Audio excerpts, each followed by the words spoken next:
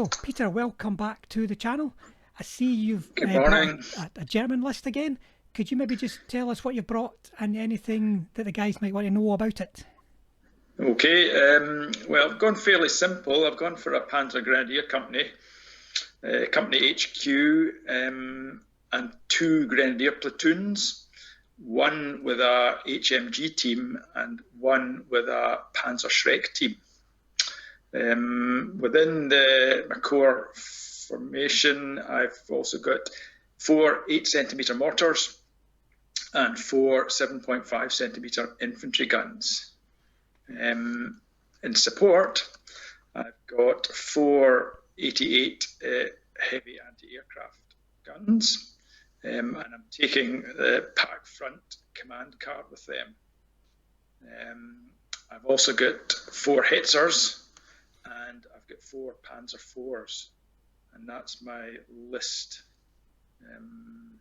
So, what'll be interesting there then, I suppose it's going to be the obvious thing. I suppose is the Pakfront, but you know, as well, you're bringing 4 infantry guns. You know, so I don't think I've seen anybody use them in version 4 yet. You never know; they might be the wee star players. I quite like artillery, so I like having 2 units of artillery. So it just helps keep any infantry under control.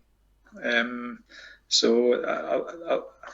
the 7.5 guns aren't too expensive, so we'll see how they do. Okay, lovely. Right. Well, I'm going to go over and show the guys what your list looks like, and then I'll go over to Tom to see what he's brought. Good luck. Okay. Yep. Right. Peter's list in the flesh. Peter is kind of sticking to what he knows, I think, which is Panzer Grenadiers, and that might be, as it turns out, rather good for this mission. 2 platoons plus company command. This platoon's got its Schreck, this one's got its heavy machine gun. And then, seeing for the first time, infantry guns. Platoon of 4, not the minimum version, and then the 4 mortars. So that is quite a large, numerically quite a large force of, how do you put it, careful, hard to hit German Grenadiers. So probably going to be quite tough to break it. Now in support we've got the 88s, all of them in nests. The 4 Hitzers. This is another shall we say, hut trading job to get these guys. These were lying out in the garden hut with some old metal stuff. I've yet to put my new plastic ones together. And then 4 Panzer IVs. So that's quite a good force of tanks. In the right circumstances they could be quite effective, though these guys are only trained, which might make it trickier to get over their slow firing rule. So there you go, folks. Quite a big force. Strong force of Grenadiers. Let's see how they do in the game. Hello Tom, and welcome back to the channel. You're playing Soviets again today. So what have you got on your list, and what are your thoughts about it?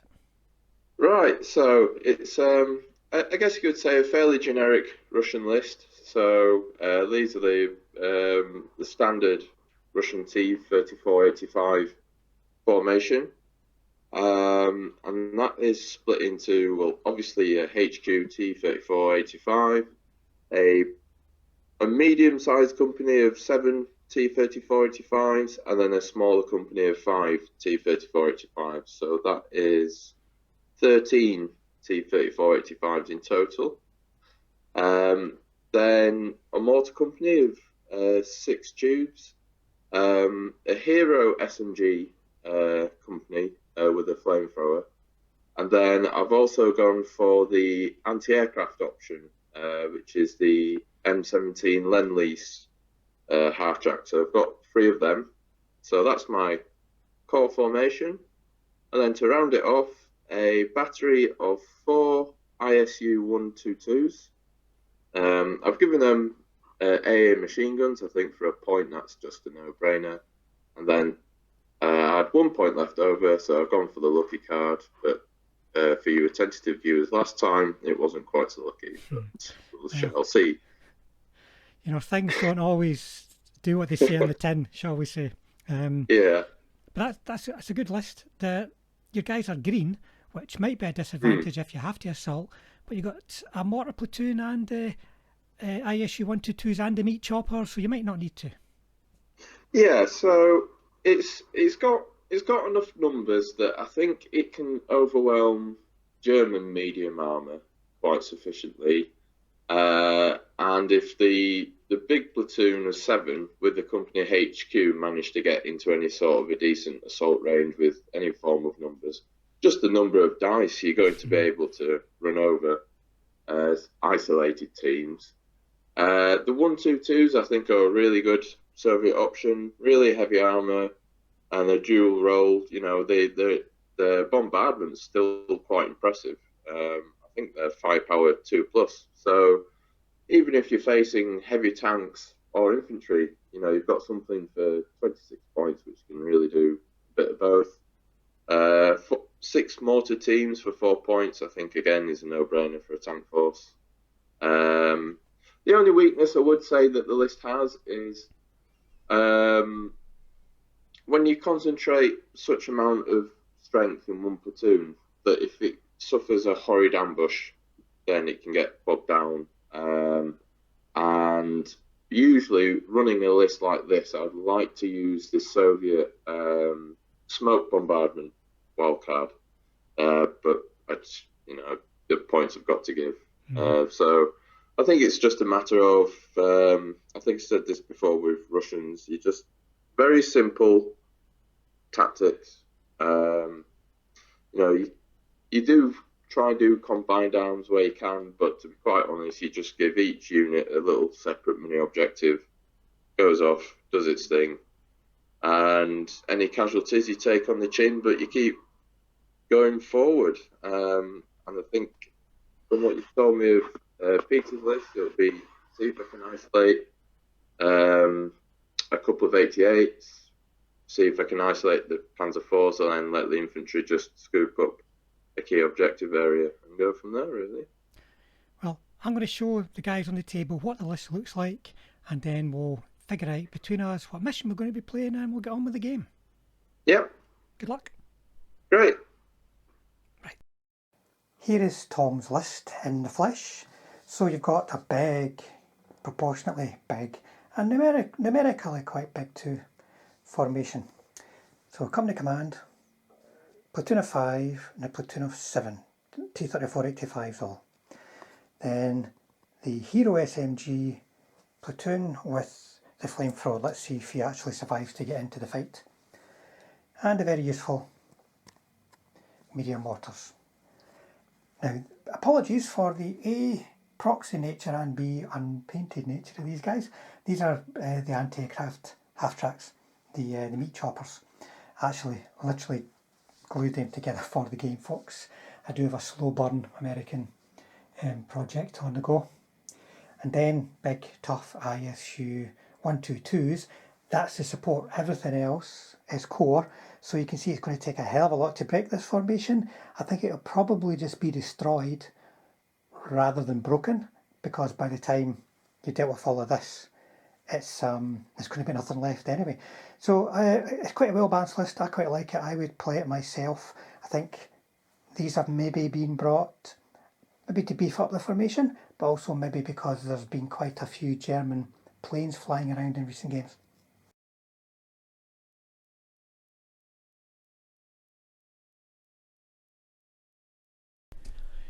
The 7.5 centimetre gun platoon is a compact howitzer used by German infantry. It's careful, so it's hit on a 4+, confident, so motivates on a 4+ with a last stand of 3. It's veteran, so it has a 3+ skill rating, which is important for ranging in, but it doesn't hit so well in assault on a 4+. Its bombardment range is 48 inches with an anti-tank of 2 and a firepower of 4, and it's forward firing.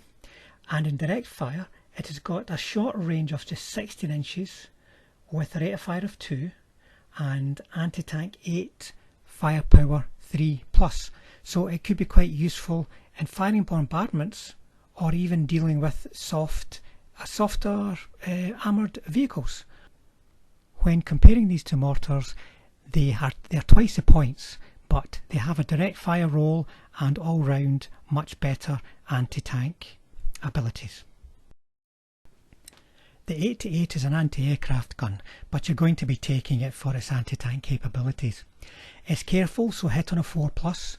It's confident, so motivates on a 4+, with the Third Reich rule giving it a last stand of 3+. It's veteran for skill checks, but it doesn't assault well, so it's got a 4+ assault rating. Now the range on this weapon is 40 inches, which means it can dominate the battlefield, really just being limited by line of sight. It's got a rate of fire of 2 or 1 on the move with an anti-tank of 14. That's enough to deal with most tanks. Heavier Soviet tanks do stand a chance of saving against it, but otherwise you're pretty much going straight to firepower, which is a 3+. So all round it's a very popular anti-tank choice, especially when combined with the Pakfront card. The 82mm mortar company is a very point-effective way of getting artillery into your Soviet force. A platoon of 6 costs only 4 points. Now they're aggressive, so they're hit on a 3+, confident, so they motivate on a 4+, they're trained, so they have a skill rating of 4+ as well, which is critical for those ranging in roles. They don't assault very well, so they hit on a 5+ in assault. They have a 40-inch range, an anti-tank of 1, so you're not going to be destroying, not be doing anything really to typical tanks with top armour 1, and the firepower is 4+. However, with a unit of 6 or 5 firing at once, you will be able to re-roll any misses, which makes it much more likely, especially when you've ranged in, on destroying any enemy teams, as they'll also have to re-roll successful saves. The ISU-122 is a heavy Soviet self-propelled gun. It's aggressive, so hit on a 3+, confident, so motivates on a 4+, but only on a 5+ when counter-attacking. It's got a good last stand of 3+. It's got a skill rating of 4+, but only 5+ in assault. It doesn't hit so well. Tactical speed is 10, so it's heavy but not slow. Cross-country dash is just like other medium tanks of 18, but a cross of 3+. The gun is 122mm and has a range of 72 inches when firing bombardments. It is an anti-tank of 3 in bombardments with a firepower of 3+, so it's very effective in that role, or it can fire directly at 28 inches, rate of fire of 1, anti-tank 14, firepower 2, with the brutal rule, so it's going to cause a lot of damage in direct fire and also in bombardment, so very good all round.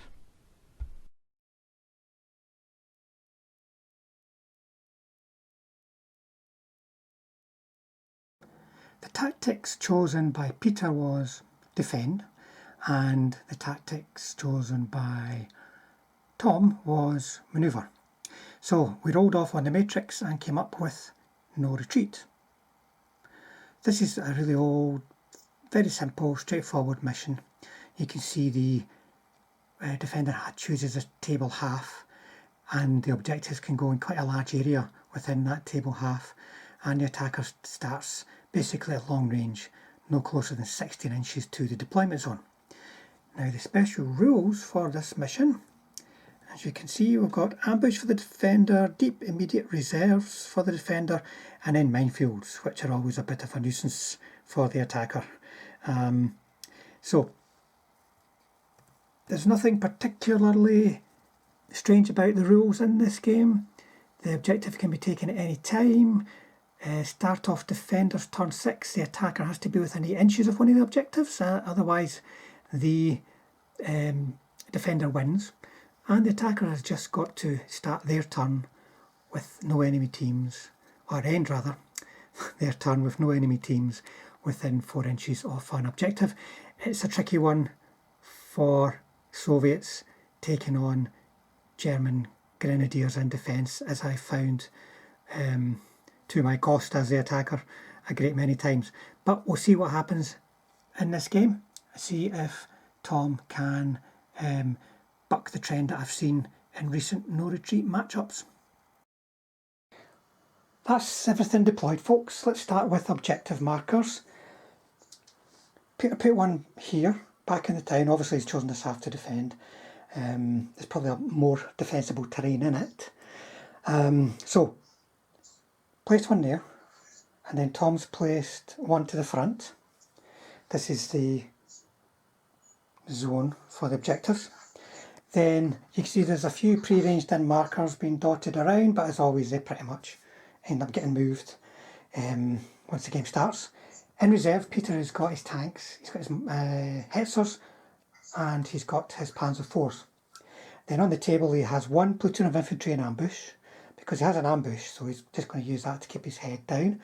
Platoon of infantry here, that's one with a heavy machine gun. The ambush one has got the Shrek, and then, I've still not put the actual guns on yet, but that's the infantry gun platoon, mortar platoon, and then you've got 88 nests in a line here. So they've got a really good field of fire across that way, but a bit more restricted over this way. But they've got a really good range, so it'll be hard to keep completely out of the way.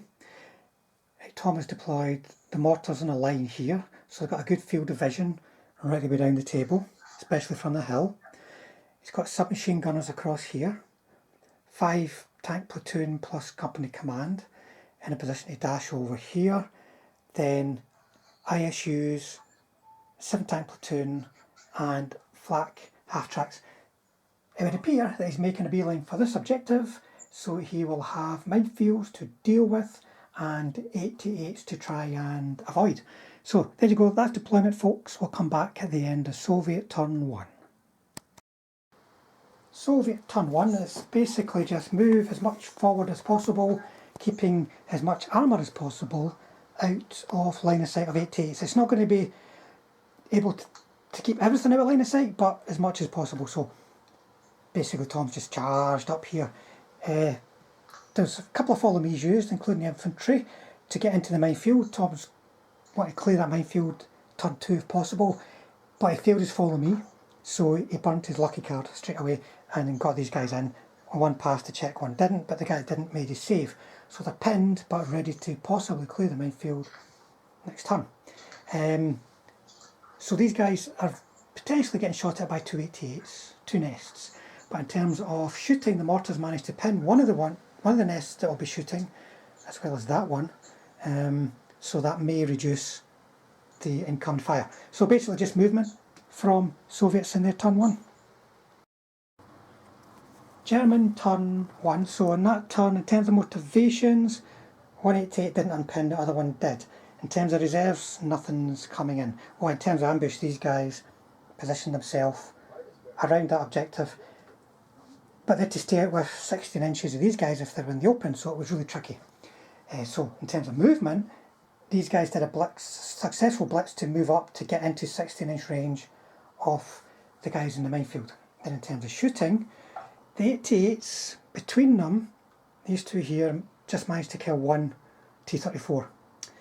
The other T-34s, let me think now, this one here fired at those guys and they saved. This one here managed to kill, hit, but did not manage to kill a mortar. The mortars, German mortars ranged in over there and killed a mortar, and then these guys moved up. The infantry guns ranged in over here, and everything that was hit managed to save. They took quite a lot of hits and saves, but then these guys here, there should be a dead marker there, these guys here managed to get one.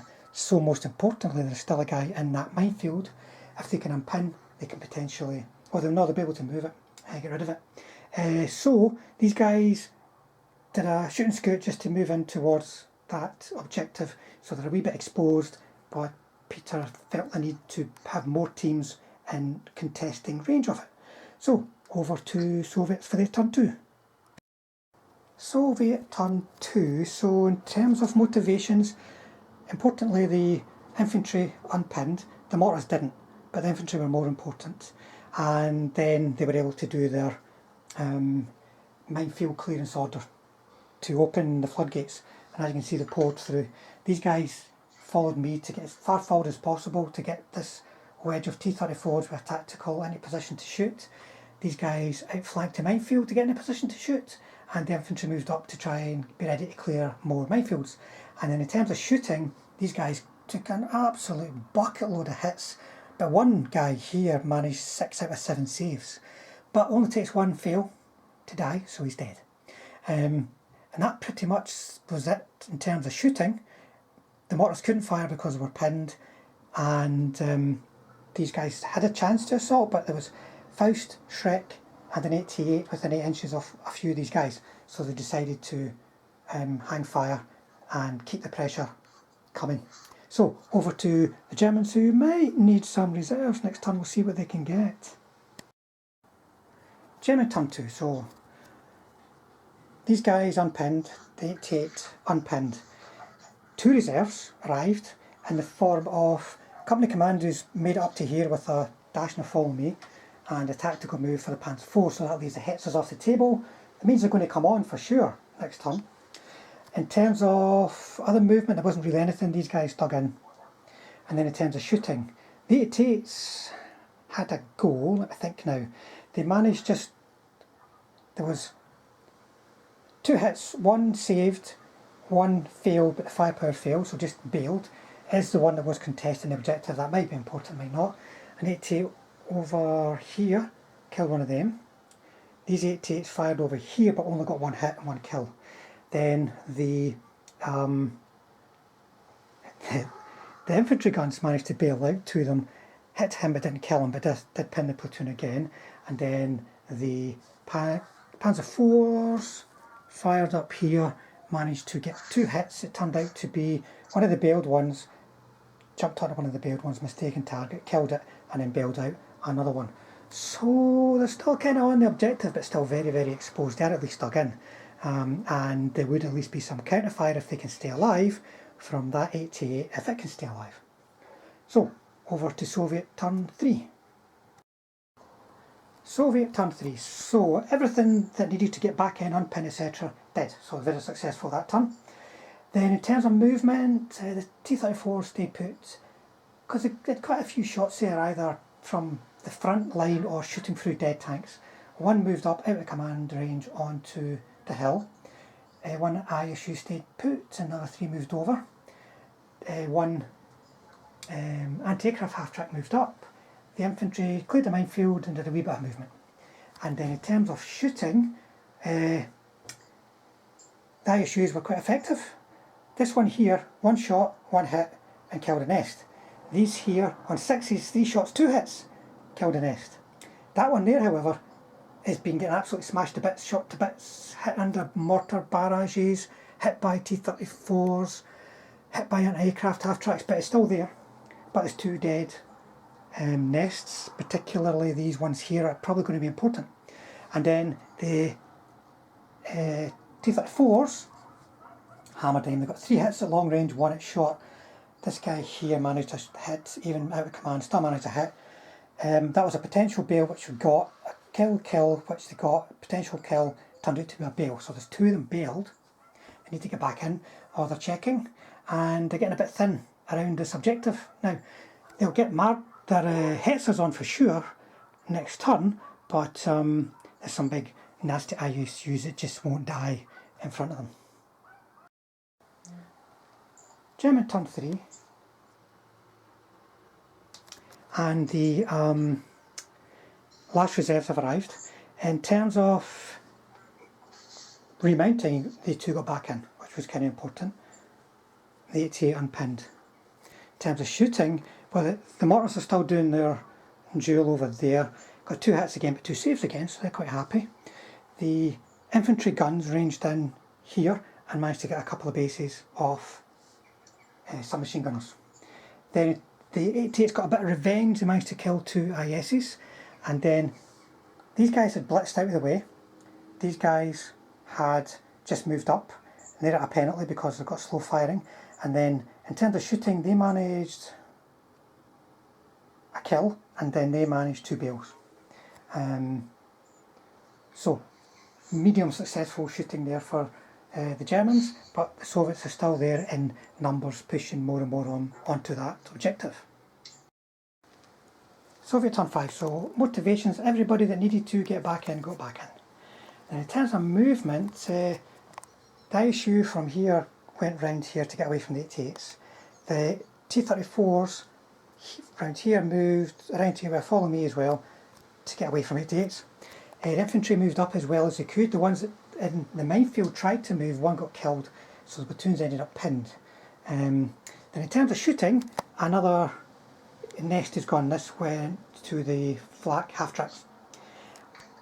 The mortars ranged in over here and managed to kill an infantry gun and pin them. Then in terms of shooting, the ISUs managed to kill one Panzer IV. That T-34 up on the hill managed to bail that one, and then 4 T-34s that could shoot up there managed to get a kill and a bail on the Hetzers. So they're running out of tanks over here, and the infantry are getting closer. So maybe a couple of critical turns coming up. Turn 4. So in terms of motivations, the infantry guns didn't unpin. He bailed in and stayed. And then in terms of shooting, the mortars finally killed another mortar on the hill. In terms of movement, the guys just edged up to get into command distance. Everything else pretty much stayed still and fired down range, and that got killed by 88s, and here they just managed to bail. That was it really. So not very effective shooting from the Germans, but it's a bit of a Mexican standoff now. We'll see what happens when these wee SMG guys get in on the act. So we think it's turn 5. I shall be checking, obviously. So in terms of motivation, that tank didn't get in, the mortars didn't unpin, the infantry did. So the infantry moved up in a position to launch an assault, and everything else, the half-tracks moved up as well to get shots on the infantry that were on the hill. So in terms of shooting, everything really tried to clobber these guys, like flamethrowers, submachine guns, anti-aircraft half-tracks, quite a few hits. Even with reroll saves from the flamethrowers, everything survived. This guy here got killed by the ISUs, smashed to bits. Another one of these got killed by the T-34s. Then these guys really had to try and launch an assault. They were just sitting there. It didn't go as well in the preparation as they'd hoped. There was quite a lot of counter-fire, and it took 7 hits. 7 hits out of 9.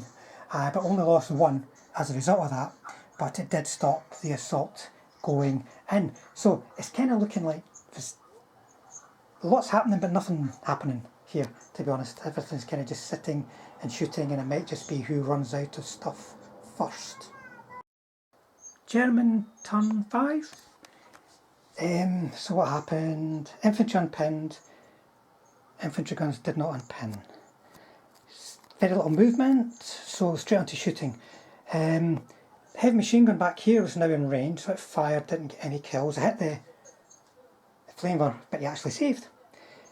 Infantry guns got a direct fire range of 16 and an anti-tank of 8, believe it or not. It must be some kind of shaped charge, because the shell's tiny. They got a hit, but only a bail. Failed, couldn't save, but only a bail. They hit T shot at the half-tracks as well, and missed. The mortars kept trying to kill another mortar, but missed. Then the Hetzers fired down range. Just 1 hit, I think. It's only 4 shots, 1 hit, and it saved. And then the infantry here decided to lift a gun to the ground, and it just got them, hit them 9 times. And the Shrek, could it kill an ISU? No, it could only roll a 1. So they're still there, sort of, but there's not got many tanks left at all. They're not killing those T-34s, not getting any progress, and hitting these 4 up at range tanks. They just can't hit them, or when they do, they can't kill them. So let's see if the Soviets can finish them off, push them off that objective. Soviet turn 6, I think. and we're still at this objective where we've been forever. In terms of unpinning, I think the mortars unpinned. I think everything basically unpinned, bailed back in except this guy here. He's not run away, but he's not going to be doing anything.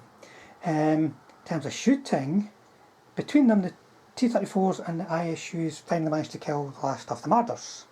The anti-aircraft half-tracks had a go at them, got 4 hits, but they made 2 saves each. And the mortars tried to kill another gun and failed. And that's about it really. So, there's no tanks left over here. Surely something is going to happen now. German turn something or other. It's been a long day, guys. There's no tanks left. Nothing's left. In terms of movement, nothing really moved. In terms of motivation, the infantry guns unpinned. And the infantry guns with the 88 and, believe it or not, the heavy machine gun managed to get rid of those half-tracks. And that was about it really. It's time for the Soviets to come and say hello to all these infantry here. So we're getting closer and closer and closer to some sort of resolution here. Basically everything moved up to clobber these guys and then try an assault. The mortars incidentally killed an infantry gun. And then what happened in the way of assaulting, these guys moved in, where are we, sorry? One got bailed on the way in because there's still a Shrek and a Faust. One got in and there was a few rounds of combat where this actually managed to stay in the fight and ended up chasing them away. And then the guys were out of range to launch an assault because they were chased away. The guys tried, but 2 effective hits on the way in, got 2 bails, and that ended the assault. Assault didn't go in. So there is a possibility that something unfortunate could happen to these guys next time. We're going to see what happens, but it might just be a hard-fought draw. But we'll see. The Germans are going to get their turn, and we'll see where we're at. So folks, we actually rattled off a couple of quick turns there because it really just came down to assaulting. The Germans tried to shoot them out with their holes. The Soviets rather did. The Germans didn't have much to shoot back. We phoned an 88 and that just couldn't hit. So there was a couple of rounds back and forward of assaulting, but the Shrek and the Faust that was surviving just constantly kept getting 2 effective hits and ending the assault. So it's going to be a draw. We shall go over to the recaps and see what the guys thought about it.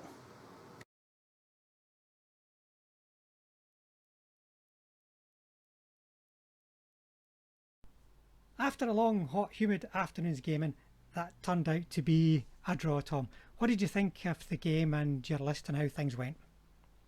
Yeah, I thought the components of the list worked well. Really impressed with the IS-122s. They seem to take a lot of flack. I think where I went wrong is where I made the initial breakthrough with the mine.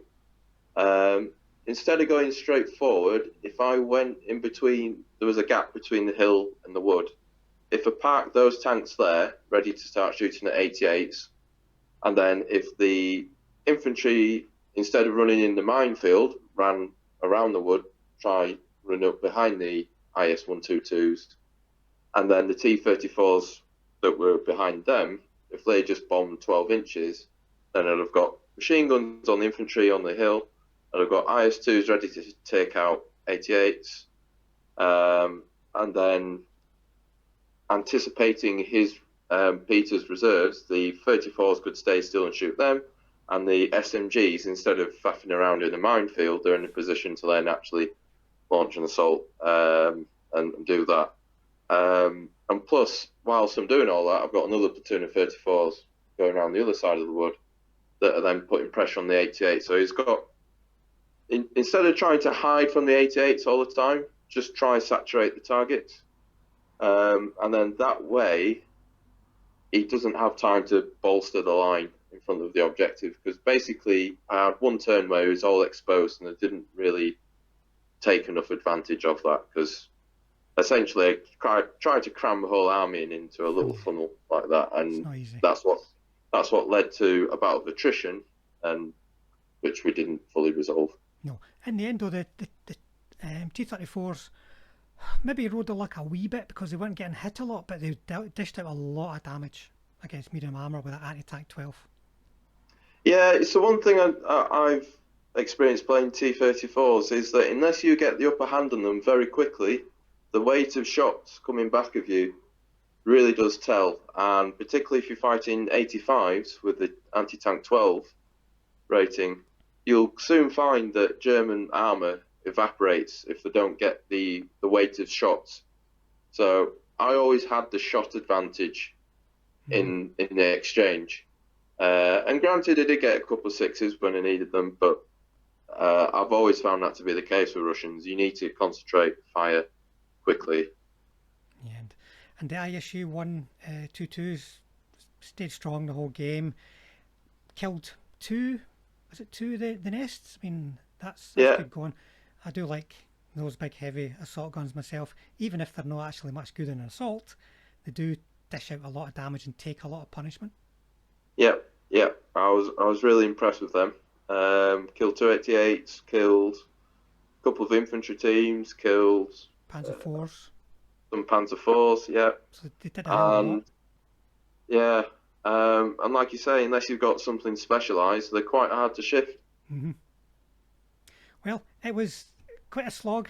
As I said, it's interesting to see a whole game fought on one tiny wee sort of 1 foot square of the table, like for about 6 turns. So that was interesting to see. But thanks for playing. Thanks for coming back. Oh, thank you for having me. And we'll see you again on the next one. Right. Whew. Right. I'm going to get Peter on the line, and then I'm going to melt. Something like that anyway. Defrag. Yeah.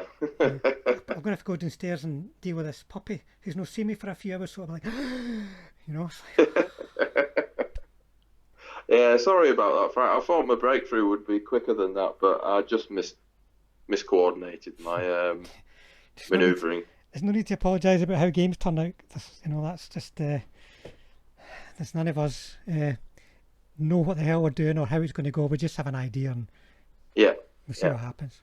Anyway, I'm going to give Peter a call, so I'll catch you later, Tom. All right. Cheers, Frank. Right. Bye-bye. Bye.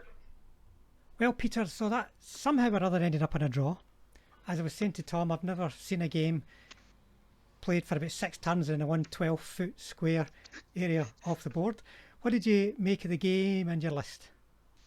I thoroughly enjoyed it. It was certainly a marathon. I thought when I deployed, and I think I left the door open for Tom to move down that near side flank. I think I should have maybe covered that with more stuff. And I thought I would quickly be rolled up, but somehow I managed to hold on. That Grenadier platoon lasted a long time. It was long past its sell-by date. I thought I really liked the pack nests. They are really good, especially against tank. And if they've got an open field, they can cover a lot of area. We have 40-inch range as well. Yeah, they're quite difficult. Well, they're quite difficult to kill. So, and because they're independent, they've got to be dealt with one at a time. So that certainly helps me. My two tank platoons coming on, they did better than I expected. Yeah, wow, what a marathon!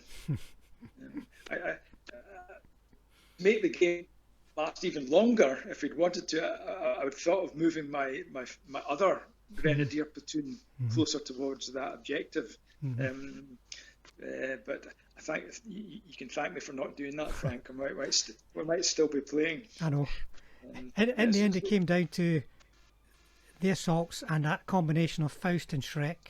Yes. Get 2 hits every turn. If he could have got rid of that Shrek, then he would have had a much better chance of getting in there.